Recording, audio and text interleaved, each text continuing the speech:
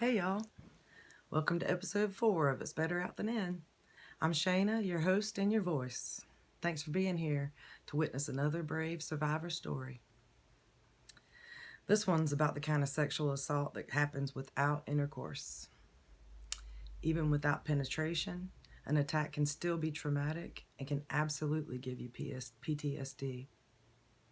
I hope this story gives you validation if you've ever had an experience like this one. So without further ado, this is BC's story. Hey love, thanks for welcoming stories of sexual trauma and abuse. I have 2 big stories. Right now, I'll start with the one that punched me right in the solar plexus when I read your story. Why? Because I too was 19 when it happened. First though, it's important to understand who I was at that age. I'm the oldest of a bunch of kids from a very strict, protective home. I went to a small Christian high school, though the Christian moniker wasn't in the name. My mom's an immigrant who taught at that school. She's the one who turned kids in if their skirts were too short or their hair was too long. She isn't religious, never was, because Catholic doctrine was the reason for all those kids that her mental health couldn't handle. It was her cultural background that led her to being so strict.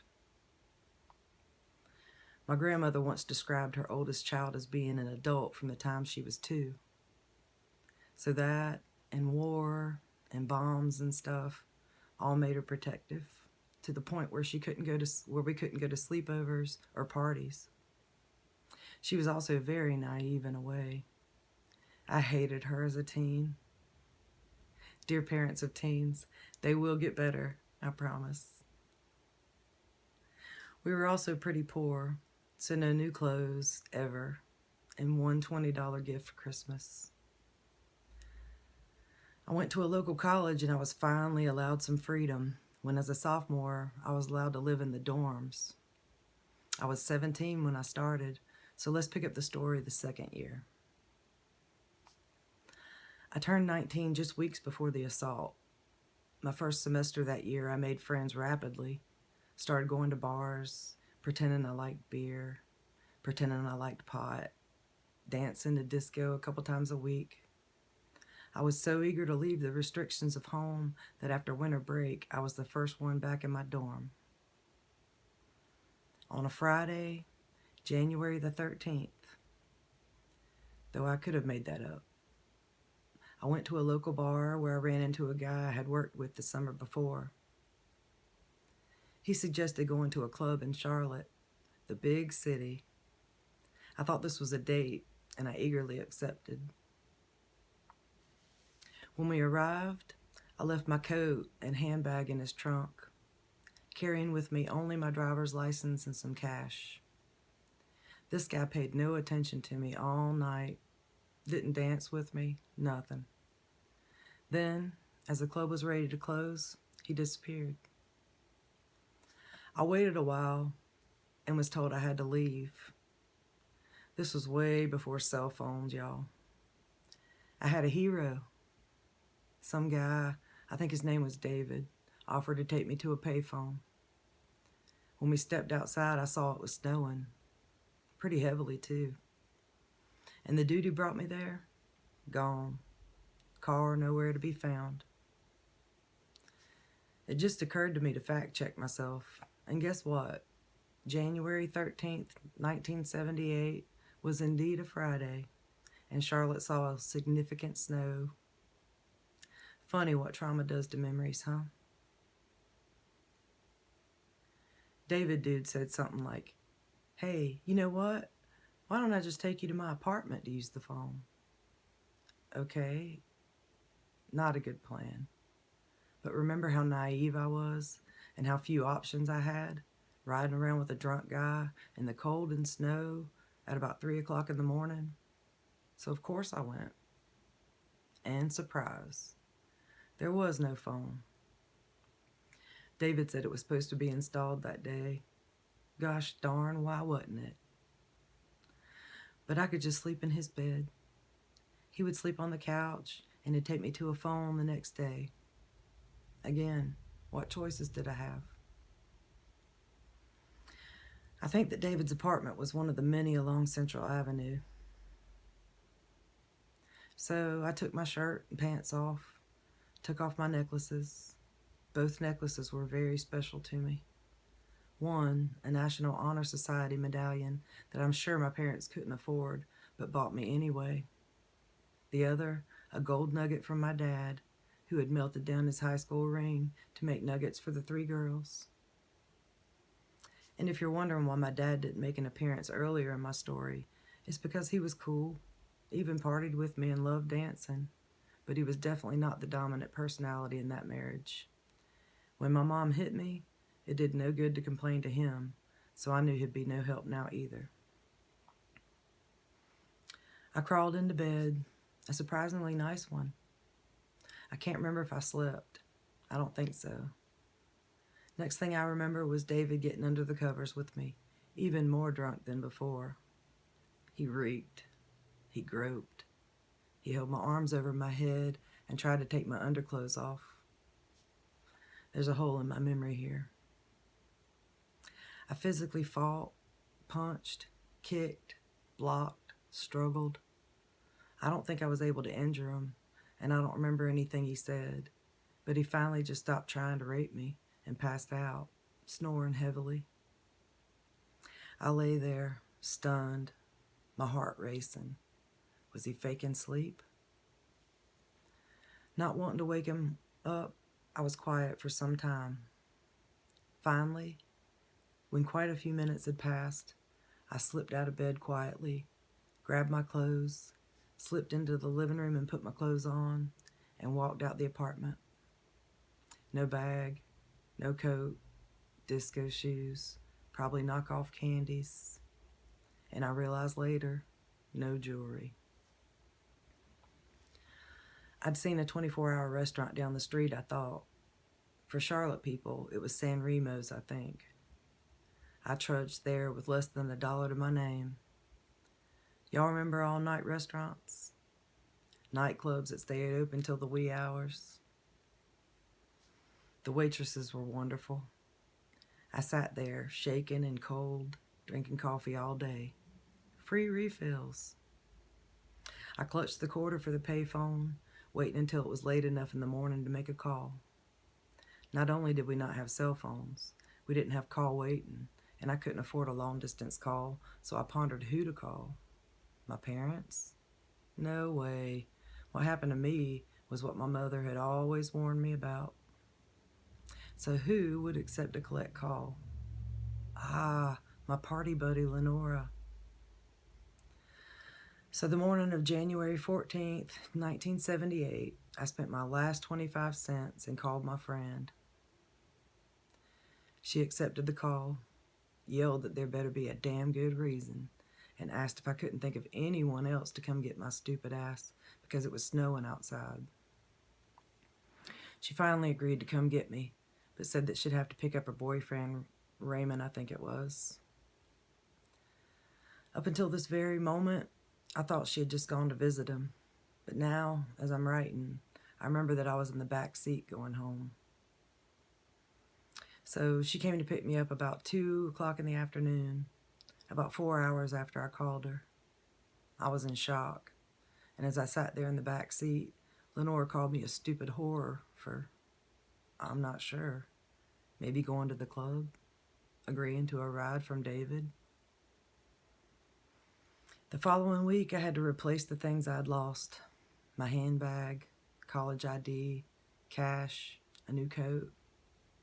I never saw Lenora again until maybe 15 years ago when she tried to friend me on Facebook. I wish I could remember David's whole name. I would certainly try and find him now. I never thought of him as a rapist because he wasn't successful in his attempts. Also, that's just how guys were, am I right? I wonder if he remembered anything at all, if he asked himself where the necklaces came from, what he did with those necklaces, if my dad ever noticed that I no longer wore the necklaces. I know for sure that he never suffered consequences or the burden of a guilty conscience. And dude who took me to the club, him I did see again, months later at the bar where everything started, wearing a cast on his leg. I have never, ever been aggressive, but that night, I went after him. My friends restrained me. I screamed something along the lines of, "Why did you leave me? How dare you? Where is my stuff?" He looked completely bewildered and said, "Oh, I still have your stuff. I couldn't find you that night, and I ran into this girl I knew." For many years, I accepted blame. Blame for making bad decisions. And was I a whore? Is there such a thing as a virgin whore? And I wasn't actually raped, and I wasn't injured. So wouldn't I be doing a disservice to real victims by saying that I'd been assaulted? I know differently now, of course. This was an assault. BC.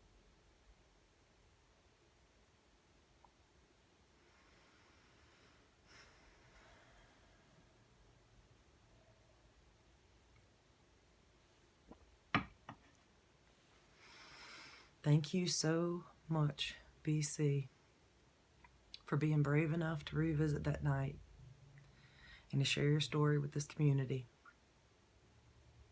It's chock full of poetic symbolism. The snow, the disco, the jewelry, the waitresses. It's a cold and lonely tale, one of desperation and one that so many of us can relate to. If I started telling all the stories of all the drunk dudes that have tried to hop in the bed with me or get up in my face trying to kiss me, it'd take all day and half the night. The worst attempt at a kiss came from one of my best friend's dads. What made it particularly disturbing was that I had literally just confided in him about my rape. Like, literally. The words had just finished coming out of my mouth. I don't know if he was looking at me like I was a little injured bird that he needed to care for, or if it was just the thought of me having sex that turned him on, or what. People are weird. I had a roommate once years ago, and I was telling him about this brutal rape scene in the movie I Spit on Your Grave. It was one of those kind of scenes that sticks with you, makes you feel a little queasy, and leaves a little residue behind. His response was she hot? I was like, what the fuck, dude? She was getting raped.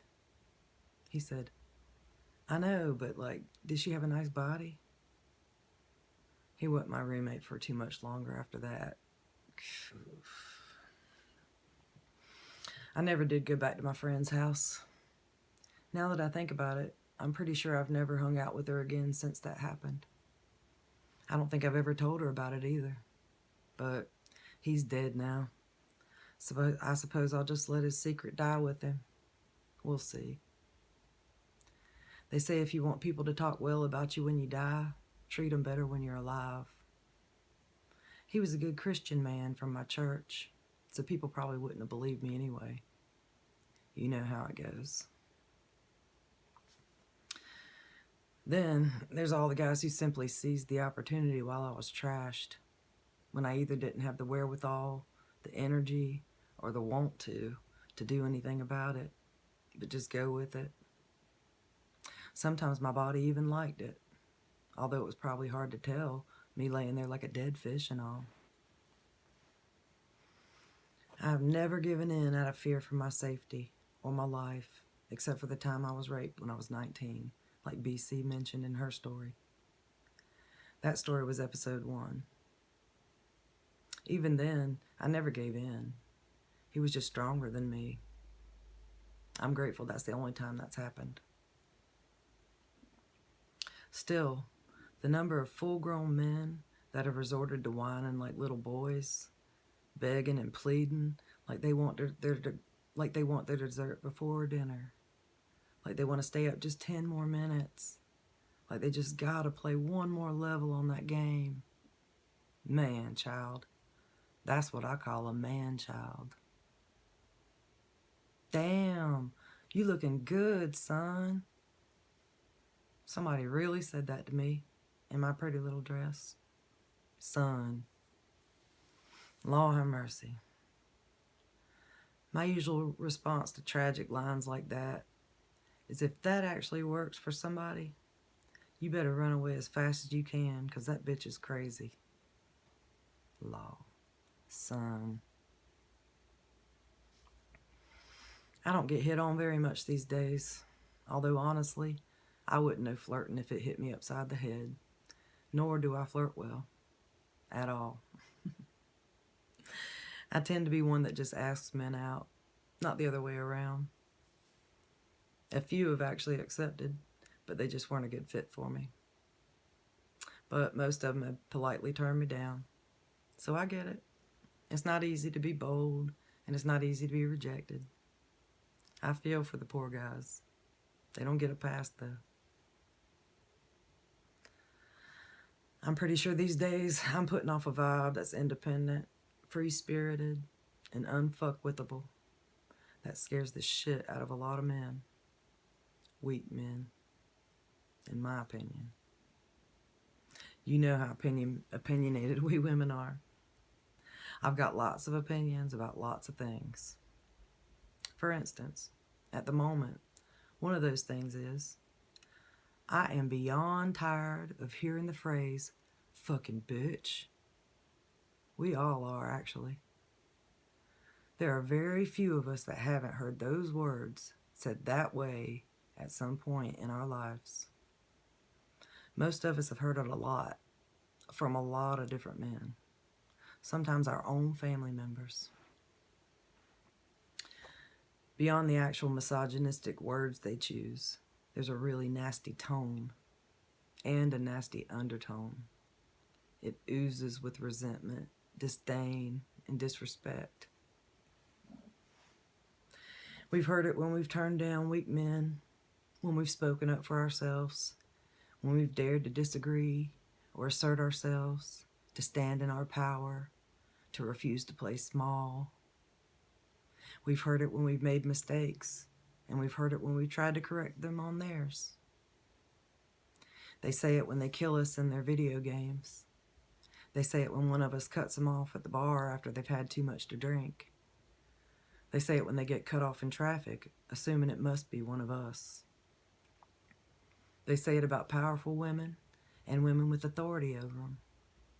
They say it about their wives, their daughters, their sisters. It just rolls right off their tongues. They've said it so much that it's second nature, their go-to. Anytime their feelings get hurt or those big scary emotions creep in, I wish they'd go ahead and just start talking to those trees. I'm getting pretty sick of being blamed for this loneliness epidemic. It's self-induced. Hell, I'm lonely. But it's sort of self-induced too, I suppose. Taming of the shrew. It's no wonder so many mouth-breathing, knuckle-dragging, circle-jerking incels are walking amongst us, loud and proud, large and in charge.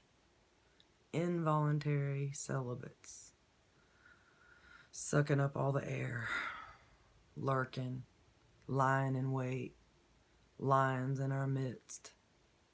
We teach our daughters ways to avoid being raped, but we don't teach our boys not to fucking rape people. Don't leave your drink unattended. Hold your keys like this. Always walk in a group. Learn these hand signals. Never live on the bottom floor. Lock your door as soon as you get in. Keep this test kit in your purse. Keep this pepper spray in your purse. Keep this blade in your purse. Keep this taser in your purse. Keep this gun in your purse. I don't want to hear anybody else making fun of somebody for having a big-ass purse ever again.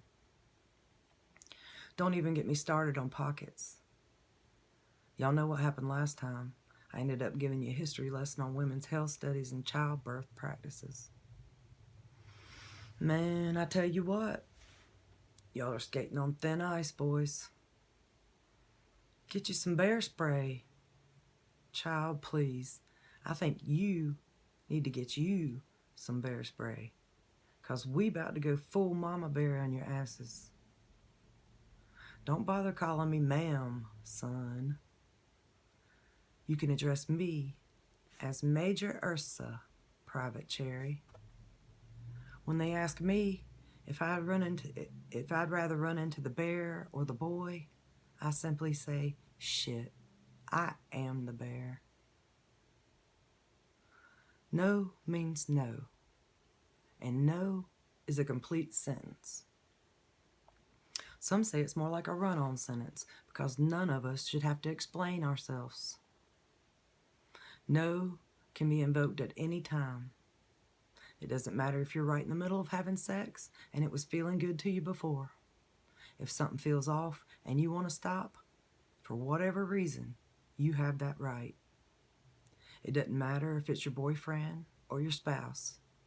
If you're not feeling it, you're not feeling it. I don't care if you're walking down the street buck naked, flirting with every man you meet. Unless you say yes, it's an assault. Even if you do say yes, if that consent was only given because they forced you in any way, or coerced you, or threatened you, or drugged you, or took advantage of you when you were intoxicated, that's sexual assault and harassment.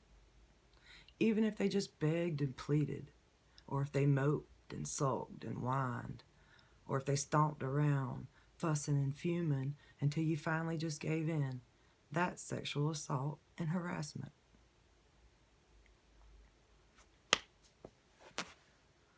The world recently learned that husbands can rape their wives, thanks to the courage and perseverance of Giselle Pellico. I'm so grateful for her willingness to be vulnerable and allowing us all to bear witness to her brutal and horrific trial. Her voice and her story has freed and validated a whole lot of other women and educated the rest of us. Sadly, there's a dark and disappointing twist on the flip side of Giselle's coin. I literally just learned that when she was on the stand, she refused to address her own children's claims of incest and abuse by their father, even though there were questionable photos of them on his computer, too, right along with the ones of her. They were used in court as evidence against him, but she just wouldn't answer the questions. All her kids except one jumped ship after that. They never showed back up in that courtroom again. Her daughter, Caroline, was devastated at that betrayal. She said she felt rejected. It's as if the ground opened up underneath my feet. Her silence spoke volumes. I was her only daughter. She should not have let go of my hand, especially not then.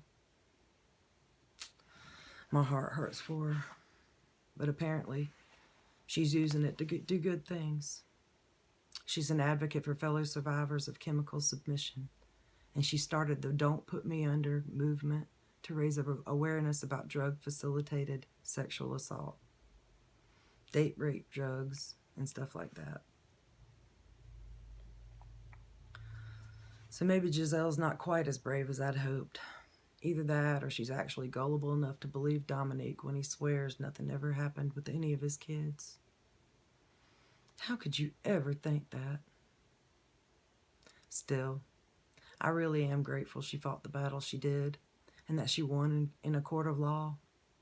That's no easy feat, even if your husband did drug you repeatedly and let 51 random men rape you on camera while you were down for the count.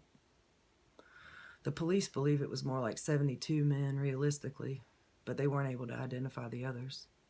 So yeah, as far as her kids go, I'm sure she's got plenty of other battles she's fighting, and they're all on the inside. At this present moment, the world is waking up to the harsh reality that rich and powerful men have been using and abusing that money and power to do unspeakable, heinous, evil things. They've caused irreversible damage to both children and adults, for years and years, decades and decades, generations and generations. I already knew it. In fact, I've had Donald Trump's number since I was a kid. I had him pegged from the get-go. He was a playboy, a con man, a grifter, a lowlife, a phony, a spoiled little rich boy, full of himself, his number one fan. I remember his stupid face showing up in movies. He almost ruined Home Alone 2 for me. He was always doing cameos on my favorite shows too, like The Jeffersons or The Fresh Prince. He was in magazines, tabloids, newspapers. He was everywhere, as long as I can remember. His brand of humanity and humor, or really the lack thereof, has been heralded, lauded, emulated, and applauded. It's been commented on, cheered on, spurred on, in other words, normalized for as long as I can remember. It's not just him either. The locker room talk, the degradation of women, the philandering and misogyny, the boys will be boys mentality, that's all part of what contributes to the rape culture problem we have in this country, in this world. It's a global pandemic. And perpetrator number one is Donald John Trump. I can't even say his name.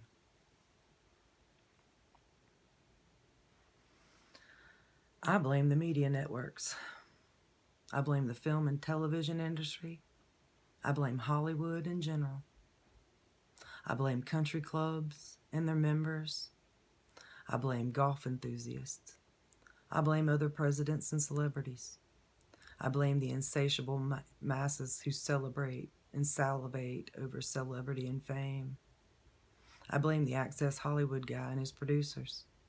I blame the people who tuned in every single week to hear his hateful mouth say, "You're fired." I blame every person who bought and now follows the shart of the deal as if it's the good book. I blame Melania, Ivana, Marla, Ivanka, Tiffany, all his mistresses, even his son's wives. I blame his staffers, his interns, his investors, his rescuers, his handlers, his freaking fluffers, even his spray tan airbrusher. I definitely blame his baseless base.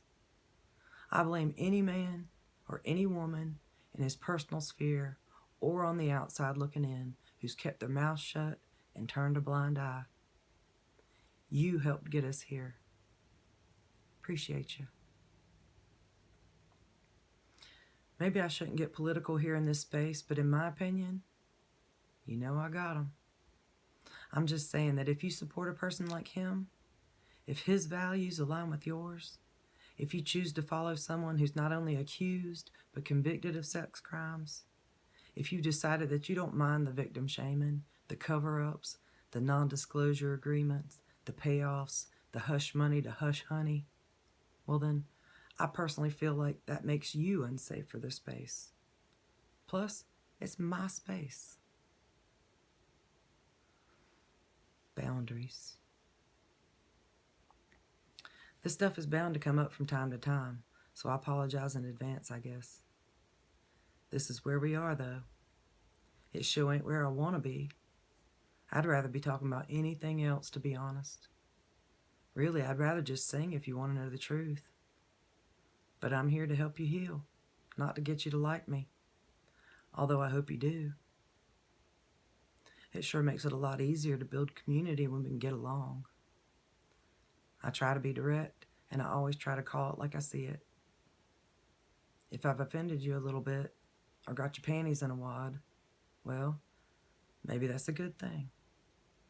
I've always heard it said that we're usually not learning too much in our comfort zones.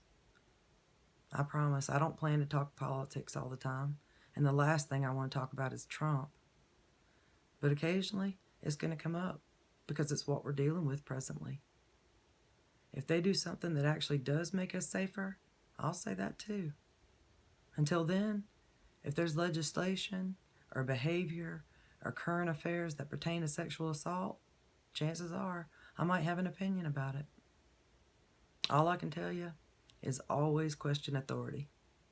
Question everything, even yourself, especially yourself. I'll leave y'all with a little poem I wrote. Feel free to speak it right out loud. Words have power. Voice is vibration. It's called An Incantation for Reclamation. The patriarchy's cruel oppression festers like a fevered wound. The matriarch cools the infection, dressing it with sweet perfume. Esther's daughters, Judith's line, heiresses of Mother Moon, blessed like water, truth divine, bearers of the suffered womb. Holy sages, ancient queens, priestesses in portals, sacred mages, radiant beings, angels among mortals. Now's the time to rise and shine like embers from the flames. Paradigms will redefine our splendor to reclaim. Thank you to all you splendid embers for bearing witness to BC's story and for allowing me to speak my mind. And thank you, BC, for being brave and letting me tell your tale. I appreciate every one of you that are watching, and I hope some of you feel inspired to share your own story with us. If you do dare to be so bold, send it to me at ItsBetterOutThanIn@gmail.com, because it most definitely is better out than in. I love y'all, and I'm so proud of you just for surviving another day. Look at you go. All right, y'all. Thanks for coming to my TED Talk. Y'all chill. To the next episode.